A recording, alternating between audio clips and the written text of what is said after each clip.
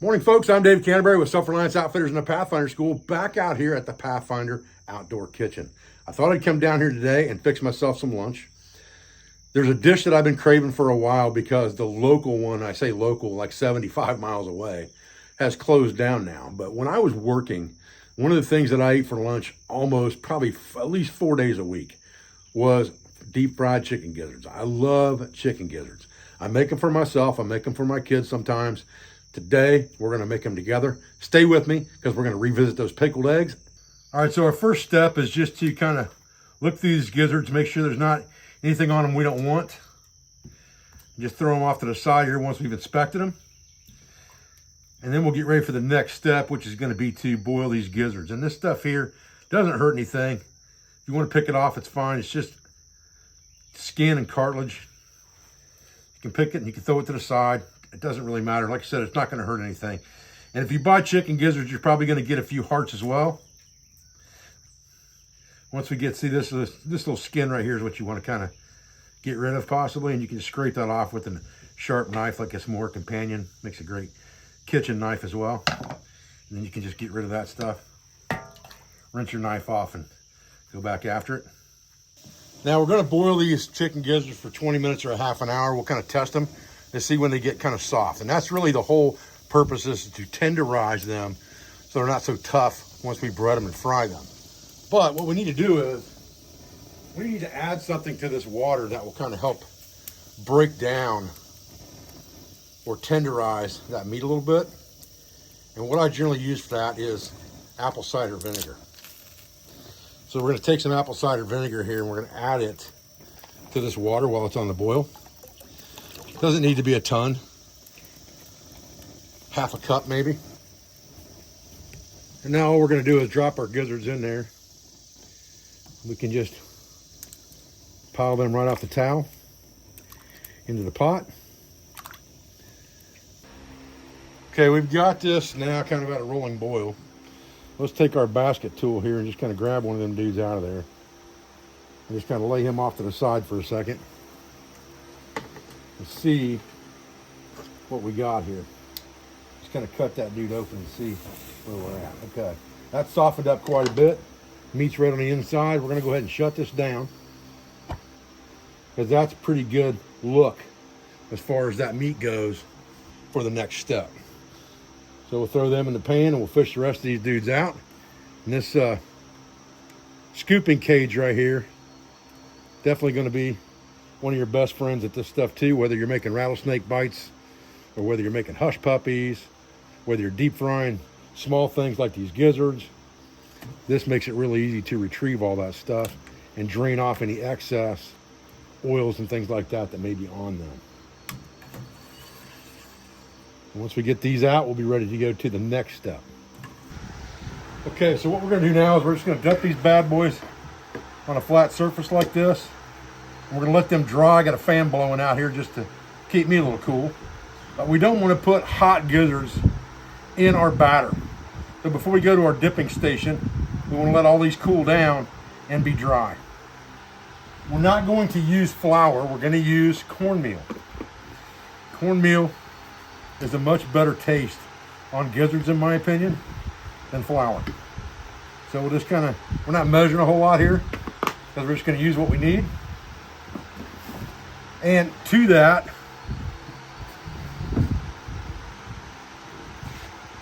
we're going to add seasoned salt.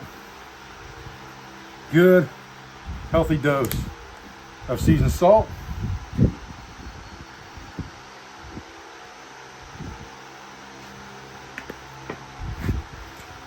A good bunch of black pepper. All right, I kind of had to cut the fan there. It was blowing stuff around too much. So we're just going to whisk these ingredients around. And these are all dry ingredients, and hence the reason that fan was blowing them around, duh, right? So just kind of get this all mixed up good.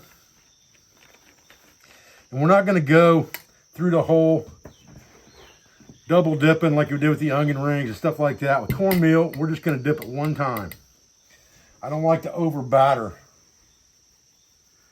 my chicken gizzards. All right, we'll set that aside. Then we're going to take some eggs here. And we're going to first crack some eggs into our pan here, into our bowl. Oh, got a little bit of shell in there. Okay. Shell attracts shell. You can always use shell to get shell out. Works pretty good. Don't have to be the most perfect egg cracker to get this stuff done. Just got to get the job done. Now we're going to whisk those eggs up and crush them up good. Just like this.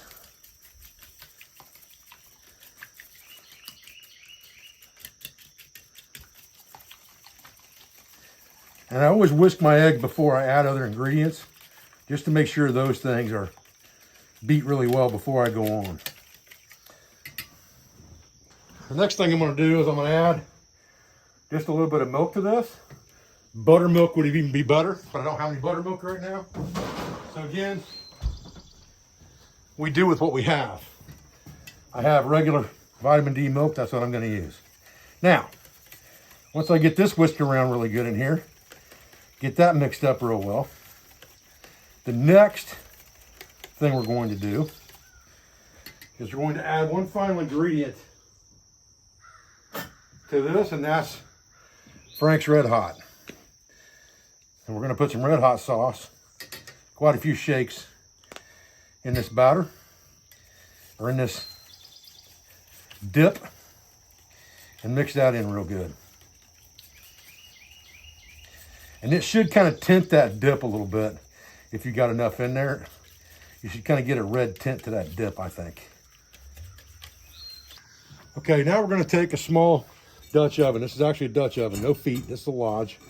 And this is about a 2-quart Dutch oven. It's a perfect size for like camping and things like that. I thought we'd use that today. And we're going to put the medium heat to it. We're going to pour enough Crisco oil in here to give us about half of that pot full. And maybe just a little bit more. About like that. Okay. And that'll be enough to cook all of those gizzards. Okay, again, we're not going to double dip today, so we're just going to take these gizzards now that they're cooled down, put them in the egg batter really good, make sure they're saturated with egg, take it to the cornmeal and roll them around really good, shake them off, set them in a pan. Pretty simple process.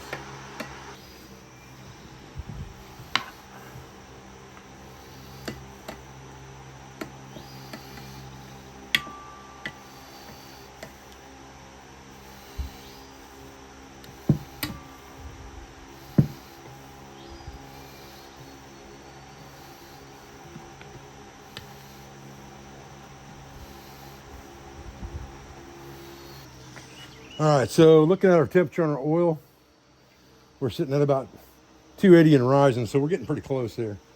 Probably don't need to turn anything up.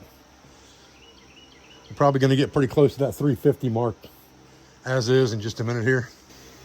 Okay, I bumped the heat up just a shade. We're sitting at just below that 350 mark right now. So we'll be there any second, and we'll be ready to rock and roll. All right, so now it's just a matter of putting these dudes in the oil, and if it starts bubbling up like that, as soon as it hits the bottom or hits the oil, you're in good shape. And we're gonna cook these things for about 5 minutes or so until they're nice and golden brown. We'll dip them out and put them on a towel. All right, let's take a look here, see what we got. Look at that. Money. Now you don't want to overcook these dudes, because if you do that, they're gonna be tough. So just cook them until you're golden brown, just like that. Get them out. Get them draining, get another batch in.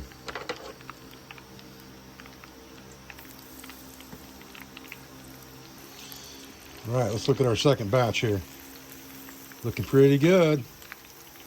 Looking pretty good. Get them over on the towel. We got one more batch to cook. All right, guys, so we got some gizzards here. We got some Frank's Red Hot Sauce, which is what we put in our batter, remember. So I don't like mixing and matching hot sauces, so we're going to stay with that. We got a nice black cherry cola here. And our pickled eggs are now to the point where we can eat them if we get the lid off. That's the next step. Okay, here we go. Just a little slick. So let's get down in here, get us a pickled egg out of here. Drop that bad boy in the plate. Get the lid on this dude and see what we got. We'll go ahead and cut this bad boy open. Just like that. Oh, look at that, man. No halo in there. So we know those eggs are right.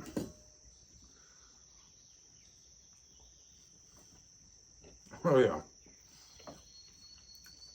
That's a good pickled egg right there. Whew. Just the right tang to that dude. A little bit of the heat signature in there. Oh yeah. Them things are awesome. Great. Simple recipe, great result. All right.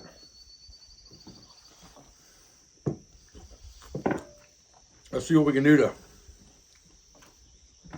destroy a couple of these bad boys, because generally I don't use a plate. I just eat them. What I would like to do is cut into one of these for you.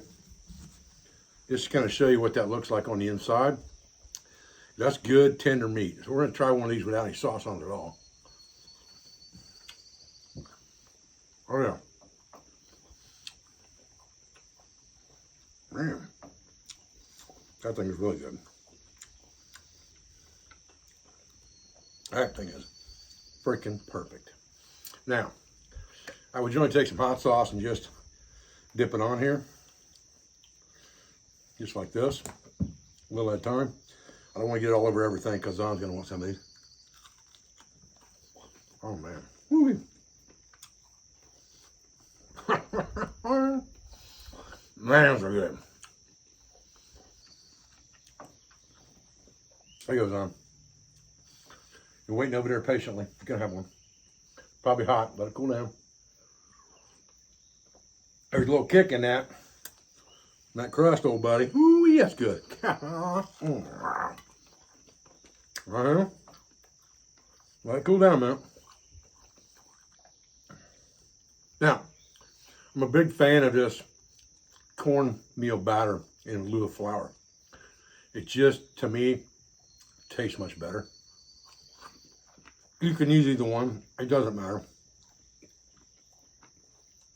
Right. So good. Well, folks, I'm down to about 3 or 4 of these left. Zon's had a couple, but man, I can't stop eating these things. I've got about half of my soda left here.